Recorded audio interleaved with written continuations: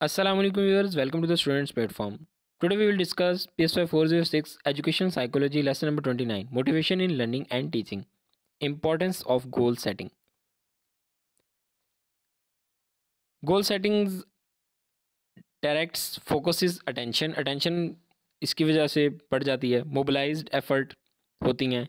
उसके अलावा कह रहा है कि इंक्रीज परसिस्टेंस, यानी कि एक चीज़ पर हम ज़्यादा देर फोकस रख सकते हैं। It helps develop new strategies और ऑफ कह रहा है कि efforts. Characteristics of goals. Goal जो है वो डिफाइंड होना चाहिए, क्लियरली डिफाइंड होना चाहिए। एक स्टूडेंट को पता होना चाहिए कि उसका गोल क्या है। एक मखसूस गोल हो, रीजनेबल गोल हो, इस तरह का हो कि वो उसको अचीव भी कर सके।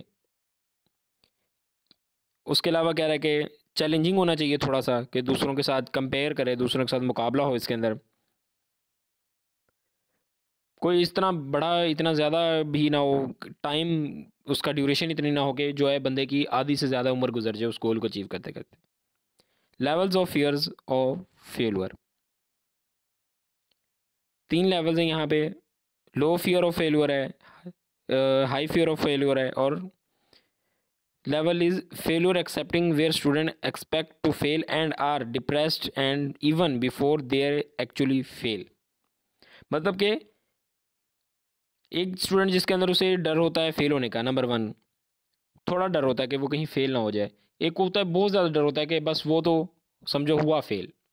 तीसरा होता है कि वो फेल हुआ नहीं होता अभी बंदा ना, लेकिन वो उसे पहले से ही वो उस अपने आप को फेल समझ बैठता है कि बस मैं हूँ जो ना, मैं फेल हूँ और मैं आगे सक्सीड कामयाब नहीं हो सकता मैं लाइफ के अंदर।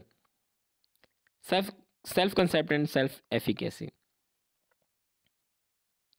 सेल्फ कंसेप्ट कह रहा है कि refers to a person believe about himself, और सेल्फ एफिकेसी क्या है? Believe that a person has about his personal competence in a particular situation. मतलब कि सेल्फ कंसेप्ट तो है ना कि अपने बारे में जो नॉलेज है, अपने बारे में बिलीव है उसको, वो सेल्फ कंसेप्ट है। और सेल्फ एफिकेसी के अंदर बंदे को अपने एबिलिटीज़ पर यकीन जो होता है ना, कि वो कितना ज़्यादा एक चीज़ को किस हद तक गेन कर सकता है, गोल को अचीव कर सकता है या नहीं कर सकता, ये उसकी सेल्फ एफिकेसी कहलाती है। Learn helplessness. इसके अंदर कह रहा है कि लर्न हेल्पलेसनेस के बारे में आपको बता दूं कि एक बंदा बार बार किसी काम के लिए ट्राई करता है और उसमें वो नाकाम रहता है, तो वो समझ लेता है कि वो उसके अंदर कभी कामयाब नहीं हो सकता। इस कंडीशन को हम लर्न हेल्पलेसनेस कहते हैं। इसके अंदर 3 तरह की प्रॉब्लम्स कह रहा हो सकती हैं। एक तो मोटिवेशन जो है बंदे की कम हो जाती है, कि बार बार जब वो फेल हो रहा होता है तो मोटिवेशन जो उसकी वो ख़त्म होती जाती है। एफर्ट जो है वो करता है, वो सही एफर्ट नहीं करता, ज़्यादा एफर्ट नहीं करता। उसकी गोल के बारे में उसकी थिंकिंग जो है वो क्लियर नहीं होती, मतलब को वो अपने एक उसकी डिटर्मिनेशन आप कह लें ना, वो पुख्ता नहीं होती, अज़म उसका पुख्ता नहीं होता।